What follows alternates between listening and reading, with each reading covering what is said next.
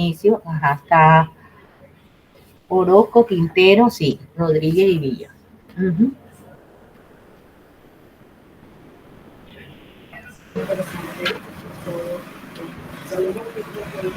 Bueno, buenas tardes. Hola, Eh, Doctora, el día de hoy pues, estaremos hablando sobre el desarrollo embrionario del sistema urogenital. Entonces, para hablar de este tema lo hemos dividido en la formación de los riñones y del aparato, el aparato y también hemos también dividido con la formación de los órganos genitales. Uh-huh. Bueno, entonces tenemos que el sistema urogenital es un complejo de órganos relacionados con funciones muy diversas, tales está como la eliminación del material de desecho metabólico y por otro lado está la reproducción de las especies. Este sistema, por lo tanto, incluye lo que son los órganos urinarios, como había mencionado, y los genitales comprendidos por estos órganos sexuales. En esta imagen podemos observar una visión dorsal del embrión durante la tercera semana. Si realizamos un corte transversal como el que allí se encuentra, podremos observar tres tipos de mesodermo. Está en la parte más lateral, encontramos el mesodermo lateral, el mesodermo intermedio y el paraxial.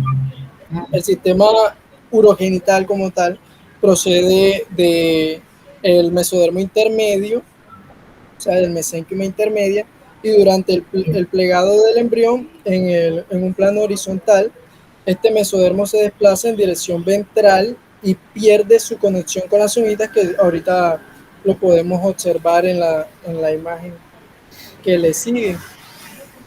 Uh-huh. Como está observando acá.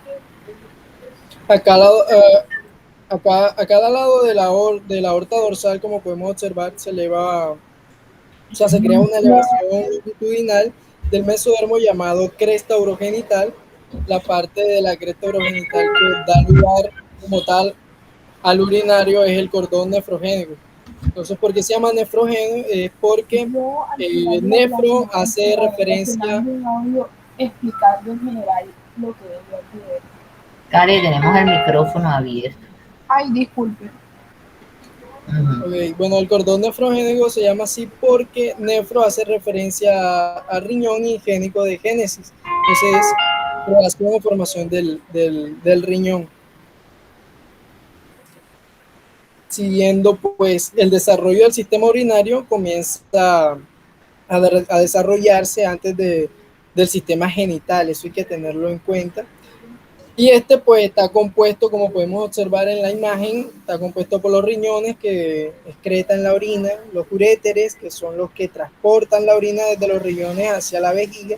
La vejiga actúa como almacenamiento, da un almacenamiento temporal, porque luego por la uretra, que es el último, se llevará a cabo la expulsión hacia el exterior del cuerpo. Ahora bien, en el desarrollo de los riñones y los uréteres, en los embriones aparecen tres sistemas renales. ¿Qué quiere decir esto? Que a lo largo de nuestra vida embrionaria o intrauterina nosotros poseemos 6 riñones a lo largo. Los primeros son los denominados pronefros, que son un sistema rudimentario y su estructura carece de función. ¿Qué quiere decir esto? Que no cumplen una función como tal o no masifica una función. Ya estos aparecen a nivel cervical. Si nosotros podemos observar la imagen, esta parte donde dice pronefros está señalado en la parte más craneal, más hacia arriba. Eso quiere decir que esta es la parte cervical del embrión. O sea que, allí, perdón, o sea que básicamente el pronefro derivan más que todo del mesodermo intermedio y no son más que grupos de células que proceden de este mesodermo. Son de 7 a 10 células allí. Uh-huh. Así es. Correcto. Bueno, ya luego aparece lo más adelante, ya estos parecen, o sea, estos mueren. Y luego ya aparecen los segundos que son a nivel más torácico, que son denominados los mesonefros, que estos pues sí están más desarrollados y su función dura un poco más de tiempo, Ujú. o sea, duran un tiempo, pero también mueren. Pero estos también cumplen función a nivel del desarrollo genital, pero eso ya lo contará mi compañero más adelante. Bueno, a nivel Pero pélvico, ya en el... ellos funcionan como riñones provisionales. Sí, Los correcto. mesonefros, Estos claro. funcionan como riñones provisionales durante un periodo de tiempo en el que luego los metanefros, que son ya los riñones definitivos, van a anclarse con estos uréteres que va a desplegar los mesonefros de una estructura que ahora más adelante voy a explicar. Ujú. Bueno, al inicio de la cuarta semana, los pronefros, sí, están representados por 7 o 10 grupos celulares compactos. Estos grupos forman unidades excretoras vestigiales. ¿Qué quiere decir vestigiales? Que cumplían una función o que hacen parte de una estructura que carece de función. Estos se llaman los nefrotomas. Ajá. Eh, retroceden antes de que se formen otros más caudales, es decir, que estos dejan de producirse para dar lugar ya a los siguientes, que son los mesonefros. Y hacia las finales de la cuarta semana, todos los indicios del sistema pronefro han desaparecido, es decir, que al finalizar la cuarta semana ya no habrá más pronefros, ya el ciclo de pronefro habrá terminado. Entonces, durante la regresión del sistema pronéfrico, aparecen los primeros túbulos excretores del mesonefro, los cuales se alargan y se flexionan en asas Ujú. en forma de S y crean una red de capilares que formarán los glomérulos Ujú. en su extremidad media. ¿Qué pasa? Que una de las cosas interesantes de acá es que el mesonefro, ellos van a, estos también van a aparecer, o sea, se van a morir. Pero antes de que estos pierdan esa función, van a crear una estructura que se denomina como yema, que es una yema Ureteral. urogénica ureteral, correcto.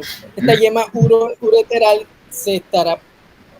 estará propagando, se extenderá hacia llegar hacia el metanefro, que ya más adelante les estaré mostrando en unas imágenes que aquí están, que tenemos acá, en la cual cómo sucede este tipo de ramificaciones con las que se forman a la final los uréteres. Entonces, en definitiva, el mesonefro lo que hace es que eh, llevan a cabo la formación de los uréteres o los conductos colectores como tal. Entonces, bueno, y alrededor del glomérulo los tubos forman las cápsulas, que es la cápsula esta de Wodman, y junto a estas estructuras constituyen el corpúsculo renal. Lateralmente el túbulo se introduce en el conducto colector que le había mencionado, longitudinal, conocido como el conducto mesonéfrico, que dará lugar a que no dará lugar, sino que llevará la orina hacia dónde, hacia el uréter. Entonces, ya podemos observar lo que vendría siendo el metanefros. Estos son los riñones Definitivo. permanentes, ya son los definitivos, que comienzan a formarse a principios de la quinta semana y empiezan a funcionar aproximadamente a esos de las 9 o la 10ª semana, es decir, de 4 a 5 semanas después, ya empieza a producirse la orina. Cuando hablamos de que ya los metanefros cumplen función, queremos decir que ya los metanefros Ujú. segregan orina, porque son los riñones definitivos. Y ya habremos pasado por los 6 riñones que acaba de mencionar. ¿Por qué 6? Porque hay 2 de cada lado, hay uno de cada lado. Ujú. Entonces son 6. Está primero los pronefros, luego los mesonefros y ya por último los metanefros. Entonces, los riñones estos permanentes tienen dos orígenes, el emboso ureteral o divertículo de metanéfrico y el blastema, metanefrónico. O metanéfrico también. Correcto. Entonces, ¿pero qué es el divertículo metanéfrico? Es una excrescencia del conducto mesonéfrico cerca de su entrada a la cloaca, que en realidad es la vesícula, disculpen, la vejiga urinaria, Ajá. que esta se formará más adelante. Ya estaré hablando y mostrándoles cómo se forma la vejiga urinaria. Sabemos que bueno, la vejiga urinaria se hace por la dilatación de la lactoide y estos unos conductos mesonéfricos se anclan hacia la dilatación esta que sufre. Esa dilatación recibe un nombre, el nombre es el seno urogenital. Bueno, el seguido con el blastema metanéfrico o metanefronigénico, deriva de la parte caudal del cordón nefrónico al aumentar su longitud. El divertículo metanéfrico penetra el blastema metanéfrico. Bueno, el pedículo de divertículos metanéfricos se convierte en el urétero. Ok, bueno. Ok, bueno, acá podemos observar, yo les había mencionado ahorita que les podía mostrar cómo se formaba esa yema ureteral, y en la imagen esta que dice conducto mesonéfrico, la primera, ahí podemos observar lo que vendría siendo esa yema, correcto, esa yema ureteral, y esta empieza a difulcarse, o sea, se difulca, como que se divide en dos cuando llega a lo que vendría a ser al metanefro, y esta empieza a ramificarse, se ramifica, y todo esto que llega a convierte los conductos, que son los colectores, que son los que corren. Y acá obviamente se forman, sabemos que esto pues está primero en su, voy a mencionarlo así, jerarquía. Está primero los conductos colectores, luego pasamos a lo que vendría siendo los cálices, tanto menores y mayores, y luego pasamos a lo que vendría siendo esta estructura llamada pelvis, y ya por último el riñón. Bueno, todo esto lo forma ¿qué? El conducto mesonéfrico, y que ¿dónde nace realmente? De la yema ureteral. O sea, las yemas ureterales forman el conducto. O sea, si en pocas palabras, el conducto ureteral se forma a partir del mesonefro. Y el metanefro, ¿qué hace? Forma lo que vendría siendo el riñón como tal, y se encarga de ya las funciones que son de la nefrona como tal, que más adelante podemos observar cómo se forma la nefrona, ya ahorita estaré mencionando. Y sabemos que la nefrona pues tiene también como ese árbol en el cual primero se encuentra en la cápsula de Waldman, luego viene lo que vendría siendo los conductos proximales, estos que son, se me olvidó el nombre. O sea, realmente, fíjate, que todos los extremos proximales de esos túbulos son los que se van a imaginar y van a formar entonces lo que es el glomérulo. Pero todos estos túbulos se van a diferenciar. Entonces, el tubo contorneado proximal, tubo contorneado distal, contorneado, es decir, que ya queda constituida las asas de la nefrona, correcto. Ya por último tenemos el conducto conector, que es el que se une al colector, y ya se da lugar a lo que vendría siendo. Pero siguiendo, el extremo de cada túbulo colector arqueado induce a los agregados de las células mesenquimatosas en el blastema, que era lo que había hablado usted. que forman las vesículas estas metanéfricas, que son pequeñas. Estas vesículas luego se alargan y se convierten en los túbulos metanéfricos que habíamos mencionado. Los extremos proximales de estos túbulos son invaginados, como había mencionado, por los glomérulos. Y los túbulos se diferencian en túbulos contorneados proximales y los distales, que es como lo había mencionado. Todo eso es donde en lo que vendría siendo ya los metanéfricos. Ya habíamos hablado de los mesos, ahora estamos hablando de los metanéfricos. Porque el metanéfro es el que va a dar prácticamente el origen definitivo del riñón. Correcto, aquí en estas imágenes podemos observar bien esto acá podemos ver los túbulos colectores.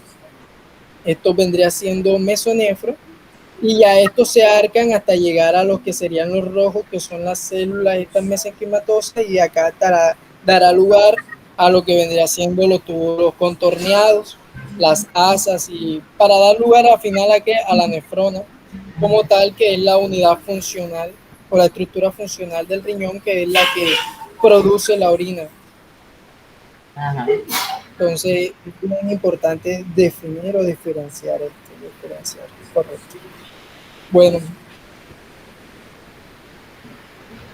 acá podemos observar este riñón en el momento del nacimiento. El riñón tiene este aspecto, que es un aspecto como lobulado, pero esta lobulación desaparece durante la infancia como resultado del posterior crecimiento de las nefronas.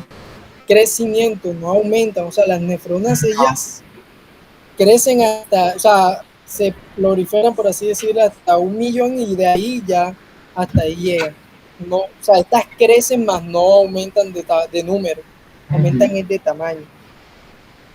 Porque se hacen más funcionales, porque se hacen más funcionales en la medida en que el recién nacido va creciendo, entonces se van haciendo más funcionales y entonces ellas van creciendo, más no aumentan el número de tamaño. Tan es así que las nefronas, que se degeneran, ellas no se recuperan.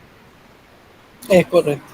E incluso existe una pérdida fisiológica funcional a partir de los 40 años en adelante. Ya empieza a haber un número de nefronas que se compara con el inicial y ha disminuido casi en un 10%. Más sin embargo, eso no ofrece ninguna alteración a la función renal, porque las nefronas restantes son capaces de seguir con la función que es producir la orina, filtrar el plasma. Ok. Muy bien, ajá. Bueno, pasemos a la otra, es correcto. Bueno, acá podemos observar lo que vendría siendo la posición del riñón, ¿cierto? Entonces esta varía, ya que en la primera etapa, o sea, en la etapa inicial, los riñones están situados en la región pélvica. Yo les había mencionado que a nivel pélvico se encontraba el metanéfro. Entonces, más tarde se desplazan hacia una posición más craneal, es decir, se elevan más, por así decirlo, hacia el abdomen, que ya es su posición final. Bueno, esto tiene su razón, ya que el riñón este desplazamiento es ocasionado por la disminución de la curvatura del cuerpo. Entonces, así como el crecimiento de en las regiones lumbar y sacras. Ya estas son las consecuencias, son los que producen esa posición del riñón como tal. Y ya definitivamente, bueno, definitivamente cuando ya los riñones entran a su posición a nivel del abdomen, es cuando ya se ponen en contacto con la glándula suprarrenal. Acuérdate que en los polos superiores de ambos riñones encontramos la glándula suprarrenal y ellos se ponen en contacto con esa glándula suprarrenal. Ahí es cuando se dice que ellos adquieren una posición definitiva. Ok. Bien. Cierto. Ok, bueno, ahora estaremos hablando sobre el desarrollo de la vejiga. Yo les había mencionado ahorita, y acá se lo voy a graficar con estas imágenes, en el que la estructura amarilla esta vendría siendo lo que había mencionado como alantoide. Acá no está lamentablemente escrito, pero la estructura amarilla más grande se llama alantoide. Y esta sufre una dilatación, y esa dilatación adquiere el nombre de seno urogenital, que posteriormente se convertirá en lo que vendría siendo la vejiga. Y había mencionado inicialmente que el mesonefro, es decir, el uréter, en pocas palabras, se anclaba a esta estructura que era el seno, y con ella pues se formaba ya lo que vendría siendo su estructura fisiológica como tal. Que todos sabemos que los uréteres pues se anclan o se invaginan, ¿no? Volví a mencionar a los senos, a este seno, y como tal este seno ya da lugar a lo que vendría siendo la, la vejiga urinaria. Luego el restante del alantoide, o sea, ya como que se osifica, se vuelve como una estructura fibrosa que hace parte ya del abdomen, como que se acopla al abdomen. Entonces es Y ya no necesario tiene ninguna que, bueno, función. sí, no tiene función. Yo lo relaciono un poco como sostén, realmente no sé qué función cumpliría. Bueno, la vejiga procede principalmente, como había mencionado, de la porción vesical del seno urogenital, pero la porción del trígono deriva de los extremos caudales de los conductos mesonéfricos que había mencionado. Eso es importante tenerlo en cuenta. Pasemos a la segunda y a la siguiente imagen, por favor.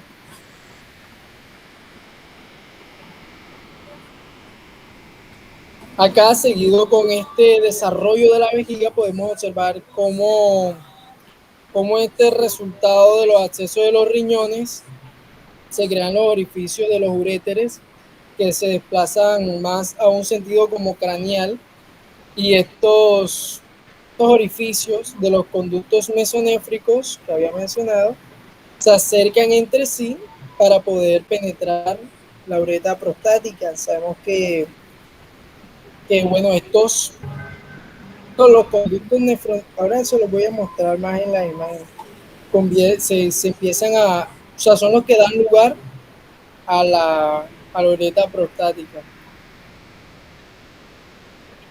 Pasa a la imagen. Bueno, aquí está bueno. Bueno, tanto en el varón como en la mujer, o sea, varían la formación de estos conductos mesonéfricos. Yo les había mencionado inicialmente. Yo en esto no voy a profundizar porque esto claramente es más de formación de los órganos sexuales, pero yo les había mencionado que el mesonéfrico caducaba, o sea, es decir, se morían, pero que antes se formaba una yema que daba lugar a la uretra. Resulta que el conducto, que era el mesonéfrico como tal, no se pierde, sino que en el hombre estos forman los conductos eyaculadores, y en las mujeres los extremos distales de los conductos mesonéfricos sí se pierden como tal. En el hombre, estos conductos mesonéfricos forman los conductos eyaculadores.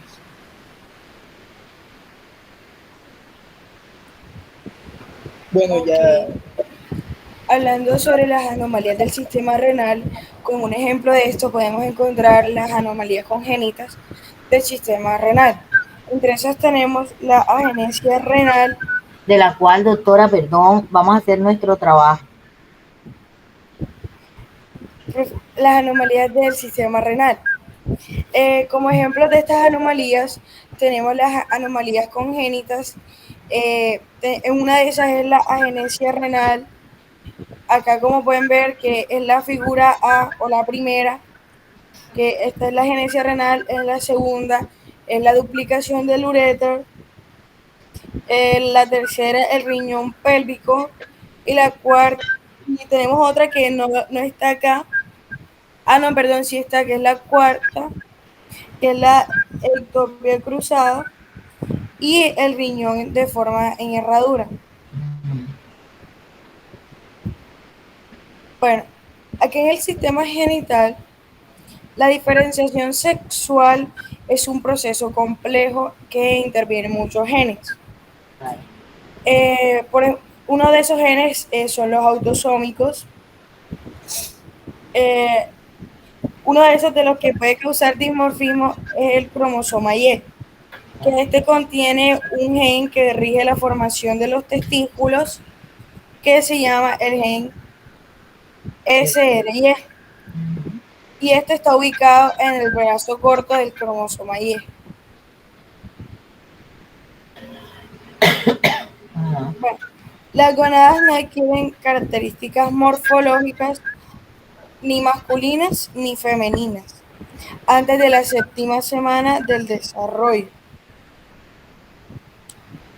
Bueno, las células germinales primordiales se originan en el epiblasto e inmigran a través de la línea primitiva hacia la tercera semana. Se alojan entre las células endodérmicas de la pared del saco vitelino cerca del alantoides. Durante la cuarta semana migran con un movimiento ameboideo a través del mesenterio dorsal del intestino posterior y llegan a las gonadas primitivas.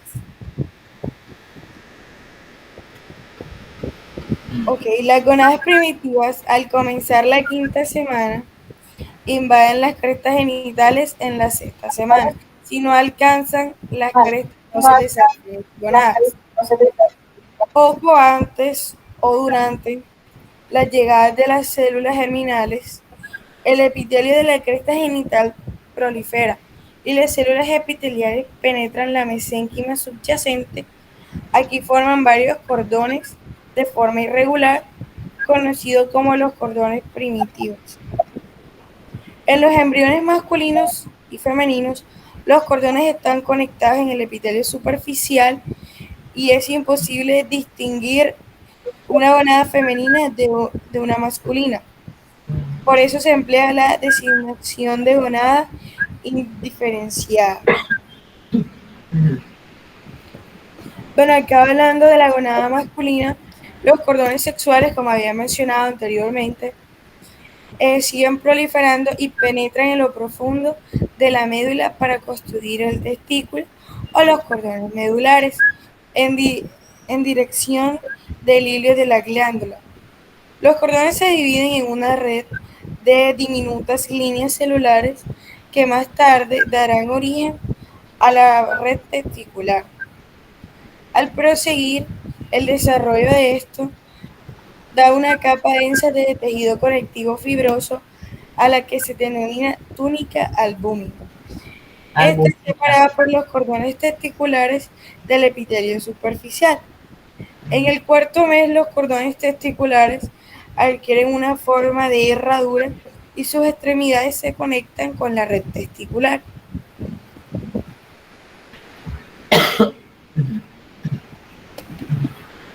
Los cordones testiculares se componen de una zona germinal primitiva y las células desertoras provienen del epitelio superficial de la glándula. Las células intersticiales de Leydig situadas entre los cordones testiculares y comienzan en el desarrollo poco después de iniciar la diferenciación de los cordones hacia la octava semana de gestación. Estas células, que son las de Leydig, comienzan a producir testosterona y el testículo influye en la diferenciación sexual de los conductos genitales y los genitales externos. Bueno, acá hablando de la gonada masculina, en los embriones femeninos los cordones sexuales primitivos se disocian en grupos celulares irregulares. Estos grupos ocupan una mayor parte medular del ovario. Estos más tarde se van a separar y serán reemplazados por una estrona vascular que dará origen a la médula ovárica.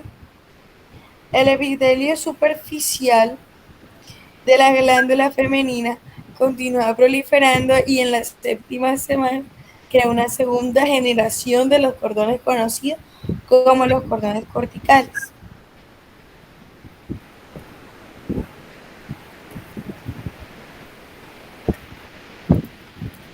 Bueno, para hablarles más sobre las gónadas femeninas son unos cordones sexuales primitivos que se disocian en grupos celulares irregulares. estos grupos lo que hacen es ocupar la mayor parte la mayor parte medular del ovario. Ellos, después de ocupar, ellos van a desaparecer y ellos van a ser reemplazados por unas estromas vasculares, que estas estromas lo que van es a dar origen a la médula ovárica. Pues, en el epitelio superficial de la médula ovárica continúan proliferando y en la séptima semana crean una segunda capa de generación de los cordones y estos cordones serán llamados los cordones corticales. Ya estos cordones corticales en el tercer mes lo que van a hacer es dividirse en grupos aislados de células y continuarán proliferando y van a rodear a cada ovogonio con una capa de célula epitelial. Esta capa de célula epitelial es llamada las células foliculares, que, que las células foliculares junto con los ovogonios van a constituir a un folículo primario. Bueno, hablar en los conductos genitales, en la fase indiferenciada, al inicio de los embriones, el masculino y femenino, ellos tienen dos pares de conductos, que son los conductos mesonéfricos de Wolff o los conductos paramesonéfricos de Müller. Estos conductos, el conducto paramesonéfrico se van a dividir en tres regiones, que es la región craneal, que aquí es donde el conducto paramesonéfrico él va a desembocar en la cavidad abdominal con una estructura de tipo embudo. Y en la región caudal es lo que va a hacer se va a desplazar en sentido lateral con el conducto mesonéfrico y luego él cruza para ventralmente y crecer en la parte caudomedial del conducto mesonéfrico. En la línea media, él lo que va a hacer es entrar en contacto estrecho con el conducto paramesonéfrico desde el lado contrario. Y aquí es donde los dos conductos se encuentran separados por un tabique, pero más tarde ellos se van a fusionar y van a constituir a la cavidad uterina. En la cavidad uterina, la punta caudal de ambos conductos, como lo podemos ver en la imagen, ellos se van a proyectar, y al inferior de la pared posterior del seno urogenital es donde se va a producir una pequeña protuberancia que se llama el tubérculo paramesonéfrico. Los conductos mesonéfricos, ellos van a desembocar en el seno urogenital de ambos tubérculos, como podemos ver en la pequeña imagen del femenino. Ahí se van a encontrar los dos conductos mesonéfricos de la cavidad uterina. En el embrión masculino, algunos túbulos excretores o primarios, como son los túbulos epigenitales, ellos van a entrar en contacto con los cordones de la pared testicular y van a formar unos conductillos. Como lo podemos ver, ellos van a ser los conductillos eferentes. Estos conductillos eferentes del testículo van a ser excretores a lo largo del polo caudal del testículo y van a ser excretores a lo largo del polo caudal del testículo. Los paragenitales no se unen a los cordones los paragenitales, que son los que podemos ver acá, ellos no se van a encontrar en unión a la pared, a la red testicular, al igual que los cordones, sino que ellos van a estar en sus propios vestigios y se le va a dar nombre a esto como los paradídimos. Con la excepción de la porción más craneal, que es el apéndice del epidídimo, y los conductos mesonéfricos, ellos lo que van a hacer es formar los conductos principales genitales. Por debajo de la entrada del conducto eferente, Y los conductos mesonéfricos, ellos lo que se van es alargar y se van a contornear para así formar el epidídimo, el cual el epidídimo va a llegar hasta la yema de la vesícula seminal. Y después de esto, los conductos mesonéfricos, ellos van a recibir una capa gruesa, una capa muscular, y así van a crear el conducto deferente. Vale.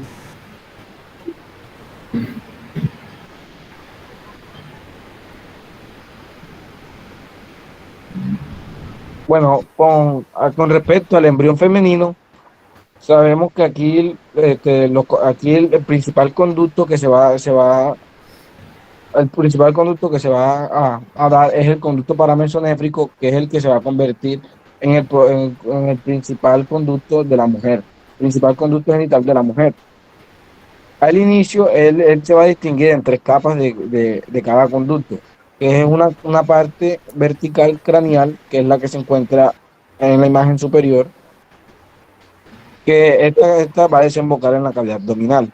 Una segunda parte, que es la horizontal, como la podemos ver en la imagen, esta va a cruzar el conducto mesonéfrico, y una tercera parte, que es la caudal, que esta se va a fusionar con su homólogo en la parte contraria.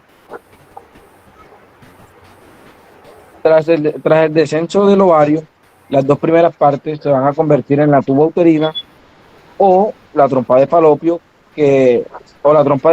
mientras que las caudales, al unirse, ellos van a dar origen a la cavidad uterina.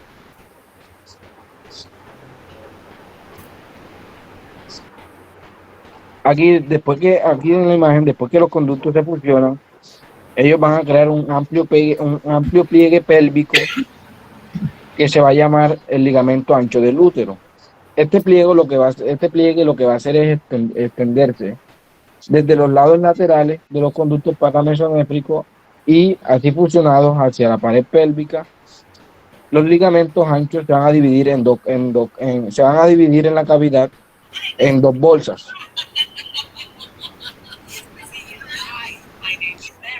Michelle, vamos a apagar el micrófono.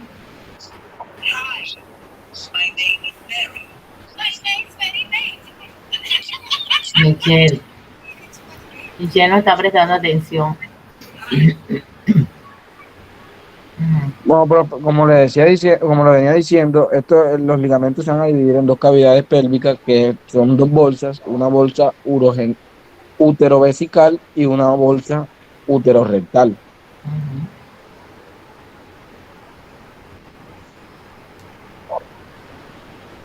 Ya aquí, en esta imagen, aquí vemos que la punta sólida del conducto paramesonéfico entra en contacto con el seno uterogenital. Y aquí lo que se van a dar son dos invaginaciones sólidas, que a partir de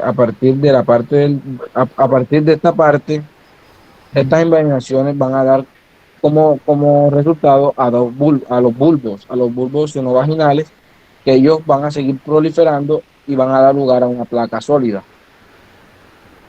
a la placa vaginal sólida. La proliferación de esto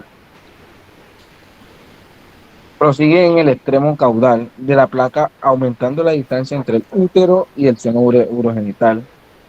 Y ya aquí en el quinto mes, la invaginación está canalizada por completo, y lo que va a hacer es que los dos fondos del saco vaginales, ellos se van a desarrollar, y a partir del paramesonéfron,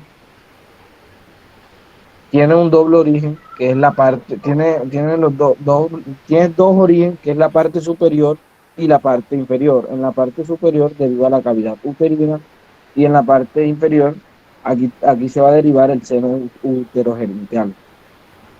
El seno uterogenital, a la luz de la vagina y del seno urogenital, ellos van a estar separados por una capa delgada, una placa tisular, que como la podemos ver en la imagen, es el himen, que esta es la que va a dividir a la vagina del seno urogenital.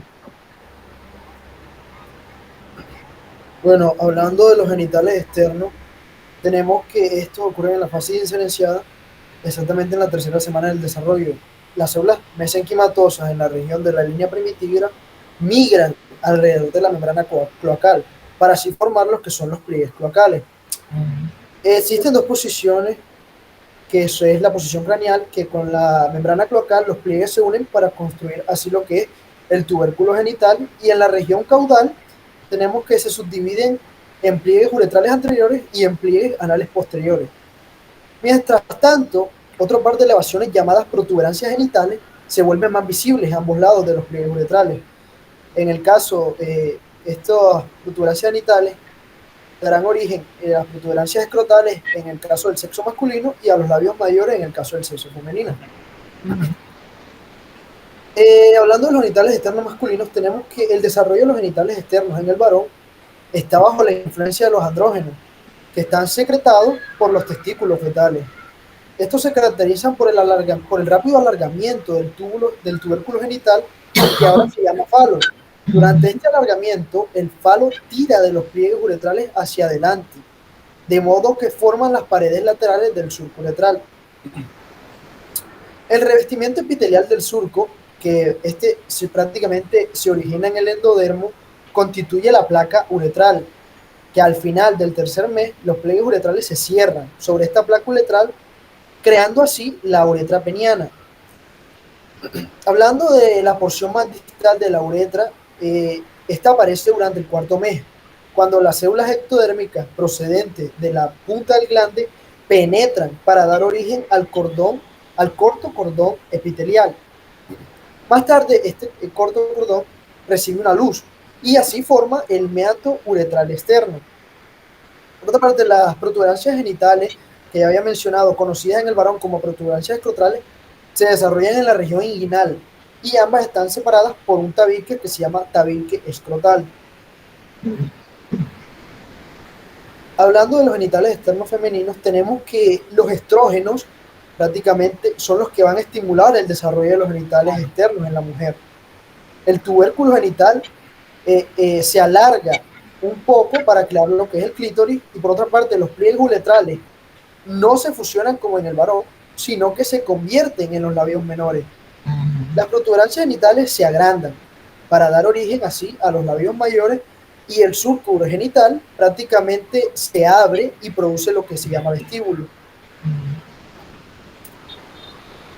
Hablando del descenso de los testículos, bueno, hacia el final del segundo mes, el mesenterio urogenital se une al testículo y al mesonefros, que como ya anteriormente lo habían explicado, y esto a la pared abdominal posterior. Este mesonefros, al degenerarse, esta unión sirve de mesenterio a la gónada. En parte caudal se vuelve ligamentoso, y a esto se le conoce como el ligamento genital caudal.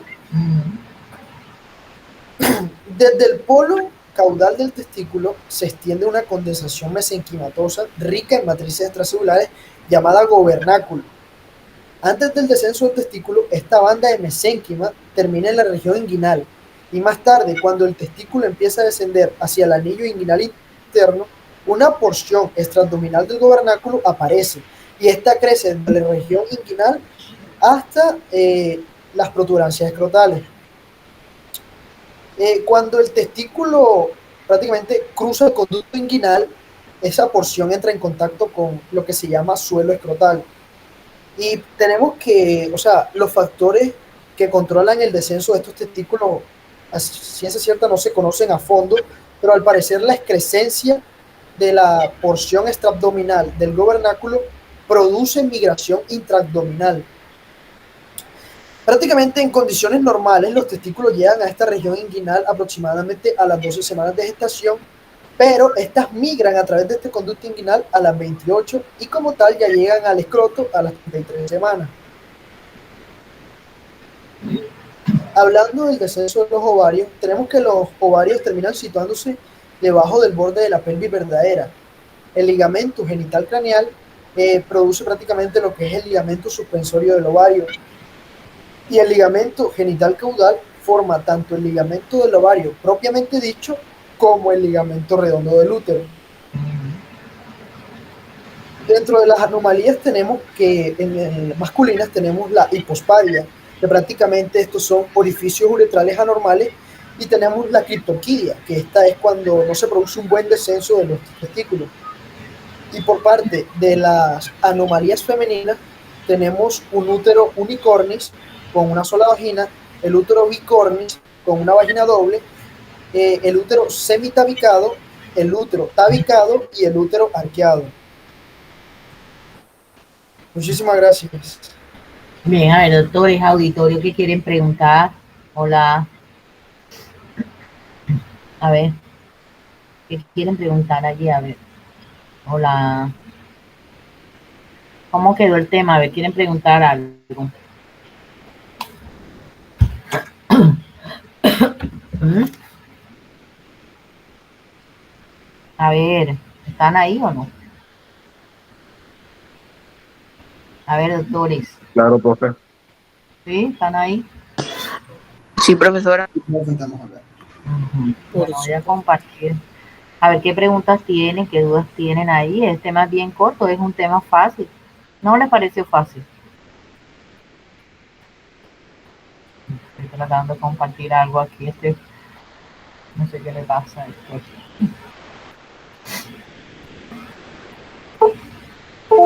Un momentito, doctor. No sé qué le pasa a mi computador, Dios mío.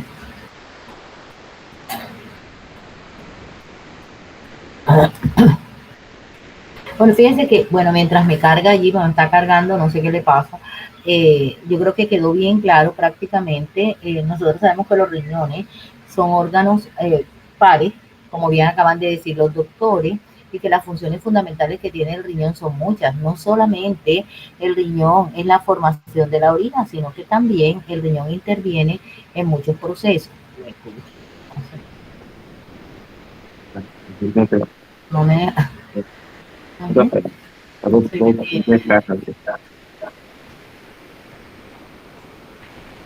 Vamos a ver si... Bueno, vamos a ver si me deja aquí. No sé qué me pasa, está molestando. Ahí alcanzan a ver mi pantalla. Sí. Hola. Sí. Doc, No se ve nada, profe. no se ve. Listo. No, ya se vio. Ya. Ahora sí. Ahora sí se ve. Sí, profe, se ve. Bueno. Yo tampoco ¿Cómo? veo. ¿No? No, no se observa. ¿Mm? No No. se ve. Déjeme mirar otra vez a ver qué pasa. Que está molestando, no sé. Deje de compartir y comparta otra vez, profe. Ya ellos dejaron de compartir. Voy a cerrar, a ver, voy a cancelar aquí, voy a dejar de compartir para volver, que no sé qué le está pasando. Ay.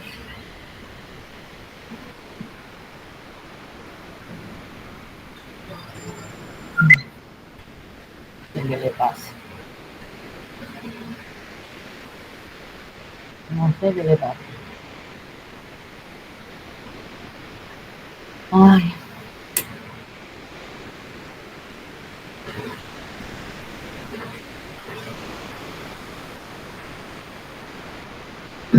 Bueno, mientras ahí está cargando, no sé qué será, vamos a ver qué pasa. Pero fíjense que nos debe quedar bien claro prácticamente que cuando hablamos de los riñones no podemos olvidar, mire que estoy haciendo énfasis en algunos puntos, la exposición muy bien, la primera parte excelente.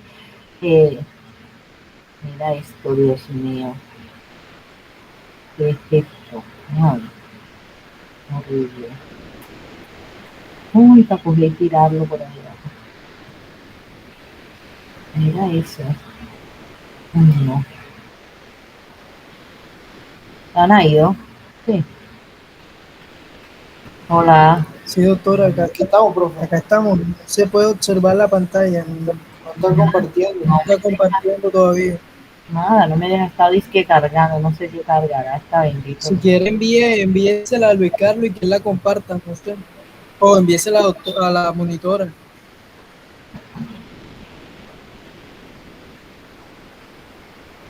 Vamos a ver.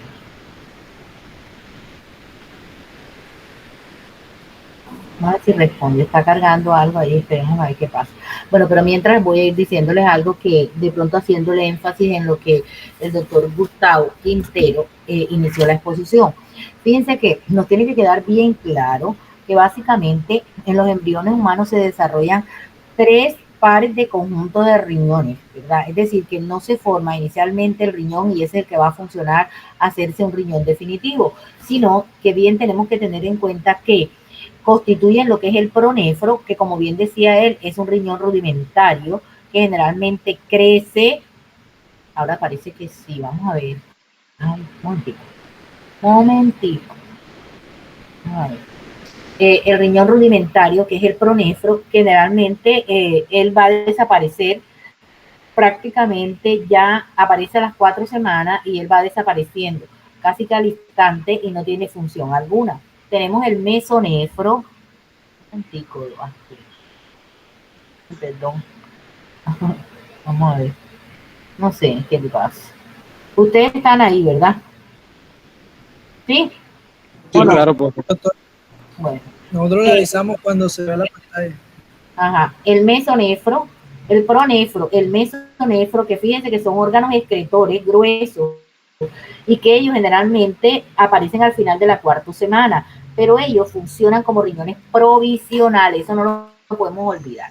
Pero fíjense que también en esos riñones mesonéfricos van a formarse o van a estar formándose posteriormente lo que son los glomérulos y los túbulos mesonéfricos, los cuales, como el doctor explicaba en su diapositiva, que ellos van a desembocar en la cloaca. ¿Sí recuerdan eso? Esta vaina, ¿qué le pasa? Van a desembocar en lo que es la cloaca. Un momentito, aquí, estoy allá, estoy. Hombre, sea serio. Porque no me gusta dar estas cosas así. Bueno. Pero ahí quería también agregarle, doctor, que cuando hablamos de, bueno, y el metanefro, que como bien explicó, que ya van a ser prácticamente el primordio de los riñones permanentes o definitivos.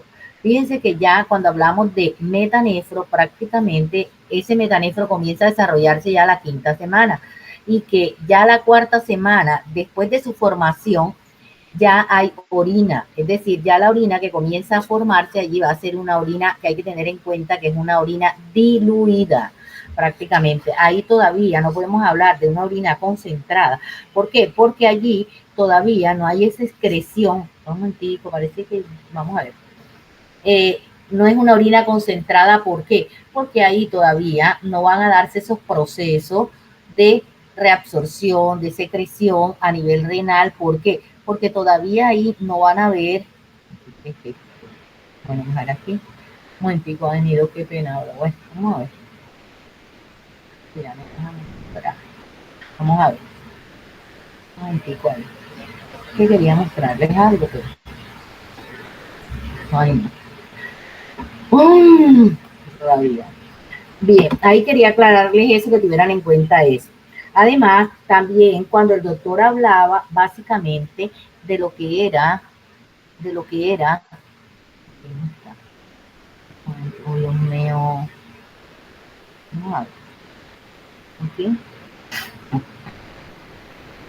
no sé si será el internet, yo creo que será el internet también, a veces se pone así, me imagino yo, porque pero no me lo hago. No me deja hacer nada, está disque cargando, pero bueno. Bueno, también quería decirle, dos, que básicamente que tengan en cuenta algo fundamental, y es que durante el desarrollo de los riñones, ellos se hacen a partir de 2 estructuras fundamentales, que como bien decía, es la yema ureteral, que va a ser el divertículo metanéfrico, y el blastema metanéfrico, que cuando hablamos de blastema metanéfrico, vamos a hablar de básicamente lo que es esa masa metanéfrica, es un mesénquimo.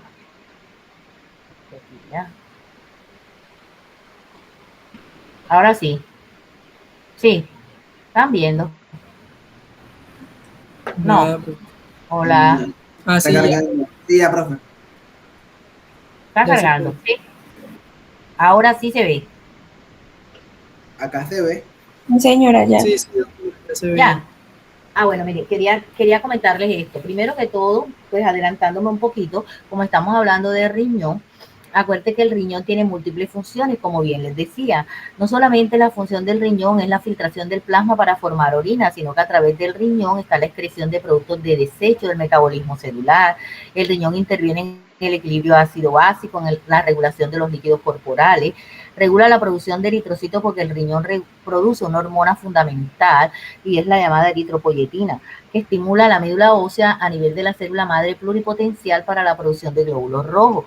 Regula la producción de 1,25 hidroxicolecalciferol, que todos sabemos que es la forma activa de la vitamina D. El riñón regula la presión arterial a largo plazo porque libera el riñón una hormona llamada renina y además sintetiza glucosa a partir de aminoácidos.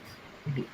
Fíjense que la embriología del sistema genitourinario, como bien hablaron ahora, está dada por la formación de ¿qué? De los riñones que producen y eliminan la orina, los uréteres que van a transportar la orina de los riñones a la vejiga que la almacena y la uretra que va a conducir la orina desde la vejiga hacia el estéreo. Fíjense que está de más decirle que el desarrollo de los riñones se da a partir de 3 estructuras fundamentales que son el pronefro, el mesonefro y el metanefro, lo cual explicó muy bien Quintero, ¿cierto? Bien. Acá. Bueno. Yo les acabo de decir a ustedes que existen generalmente 2 estructuras fundamentales para la formación completa de todo lo que es el sistema genitourinario, como son la yema ureteral, que la yema ureteral va a dar origen a los uréteres, a la pelvis renal, a los cálices mayores y menores y a todo lo que son los túbulos colectores. Acuérdense que él mostraba también que en cada riñón aproximadamente hay 1 millón de nefronas funcionantes, pero que todas esas nefronas que están produciendo orina van a llevar esa producción de orina a estos túbulos que son los túbulos colectores. Es por eso que se dice que hay millones de túbulos, ¿no es así? Bien. Debemos tener bien claro, que ya esto se los explicaron también, que los componentes del aparato urinario se derivan del mesodermo intermedio. Ojo con eso, el mesodermo intermedio. Fíjense que les explicaba esta gráfica en la cual teníamos aquí, observábamos cómo se plegaba ese mesodermo intermedio para dar el inicio a la formación del riñón. Esta imagen es una microfotografía de esa etapa. Aquí creo que está de más volverles a explicar que aquí lo que nos está mostrando básicamente que es en la parte más caudal donde van a estar lo que se conoce como lo que es el pronefro, que son los riñones iniciales que desaparecen posteriormente y son transitorios, ¿no es así? Bueno, aquí creo que también está de más, ¿cierto? Cuando hablaba el doctor de las nefrotomas, ¿a qué se le conocen como nefrotomas? Las nefrotomas no son más que estos acúmulos celulares que están formados por el mesodermo intermedio y que ellos generalmente van a estar en contacto con lo que es las somitas. Por eso se habla de nefrotomas. Aquí está además aquí el pronefro, el mesonefro, ¿verdad? Que van a ser riñones intermedios en los cuales son riñones provisionales. Estos riñones generalmente se dice que ellos funcionan, pero transitoriamente, porque no van a ser los riñones definitivos, pero en una etapa, una estadía inicial, generalmente en la 4ª semana, ya estos riñones tienen la función generalmente de no producir una orina como tal, pero sí un filtrado del plasma mínimo para dar origen a una orina que no es la orina definitiva. Esto, pues ya aquí hablar desde el metanefro que les acaban de explicar cómo a partir de ese metanefro va a darse origen a lo que son los riñones definitivos, que son los riñones funcionantes. Ahí creo que no había nada que agregar, pero aquí sí quiero decirles que ellos se originan de la yema ureteral, que es el divertículo metanéfrico del cual el doctor les hablaba ahorita, ¿cierto? Y del blastema metanéfrico. Estas 2 estructuras es la que van a dar origen a todos los órganos que conforman al sistema genitourinario. Aquí cuando le hablaba del ascenso de los riñones, generalmente les decía que los riñones generalmente van a estar ¿dónde? Los riñones generalmente se encuentran básicamente en la región pélvica, ¿sí recuerdan?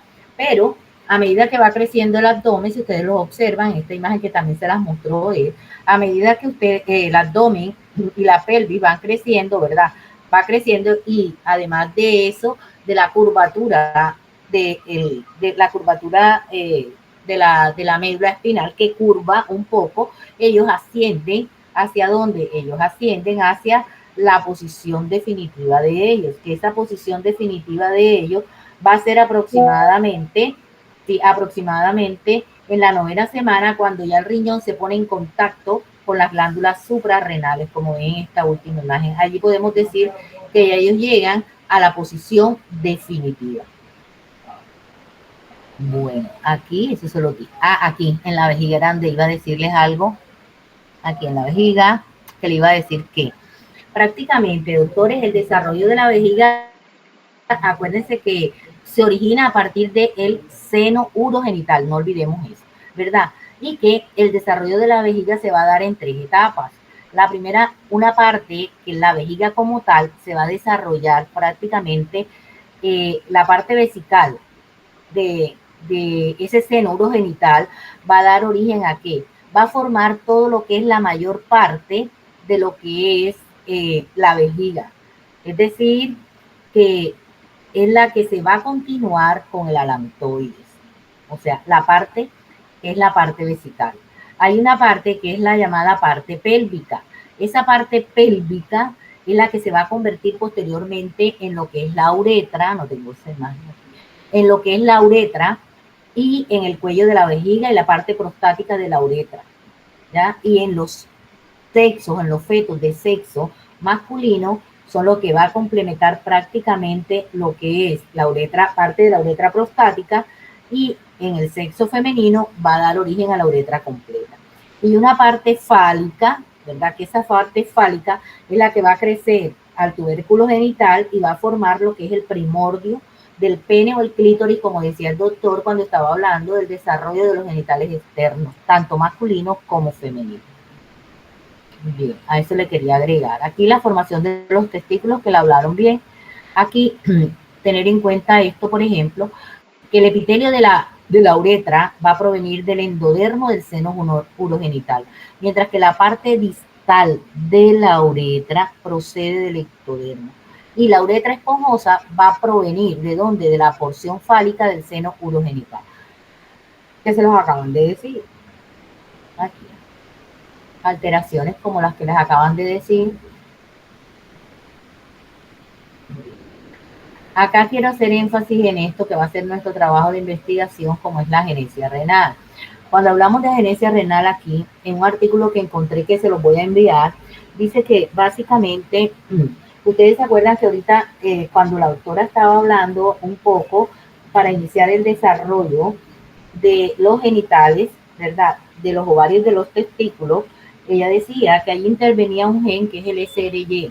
Ese gen es fundamental para el desarrollo de los genitales o de las gónadas, tanto masculinas como femeninas. Cuando hablamos de agenesia renal, en ese artículo que acabo de leerme, que me lo leí ayer, en ese artículo de agenesia renal se dice que una de las alteraciones fundamentales que está para la ausencia de la falta de los riñones, porque fíjense que no quiere decir, a veces se forma todo lo que es la pelvis renal como tal, pero no se alcanza a formar todo lo que es el sistema colector.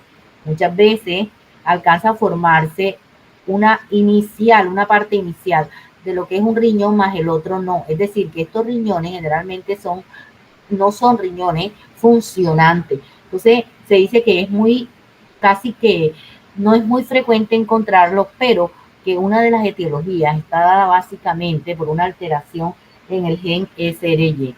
O sea, lo van a leer porque va a servir para el trabajo que vamos a hacer. Ay, otra vez se me conectó. Bueno, a ver, ¿qué preguntas tienen hasta ahí dos? Trabajando mal con ese internet. A ver, ¿qué quieren preguntarme?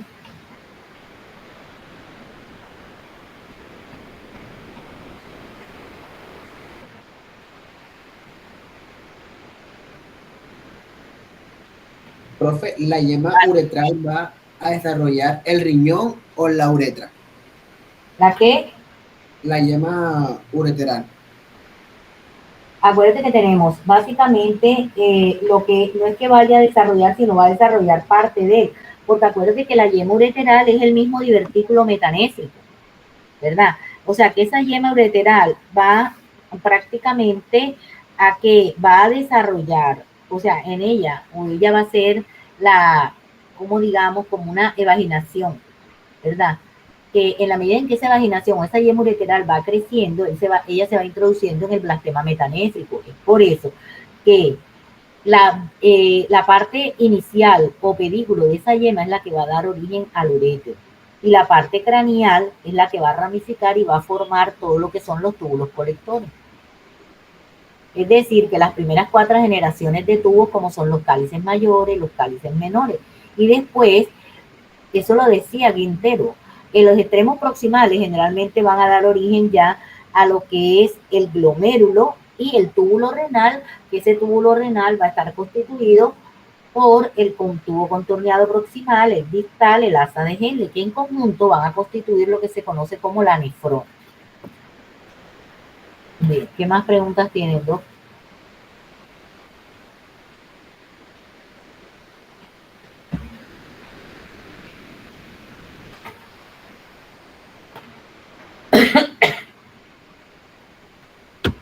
No hay más nada. Voy a terminar aquí, doctor. Terrible, este internet se portó pésimo.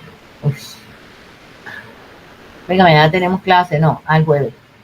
¿Cierto? Hola, mañana tenemos clase. Mañana. Sí, mañana vamos a hablar de histología, ¿no es así? Sí.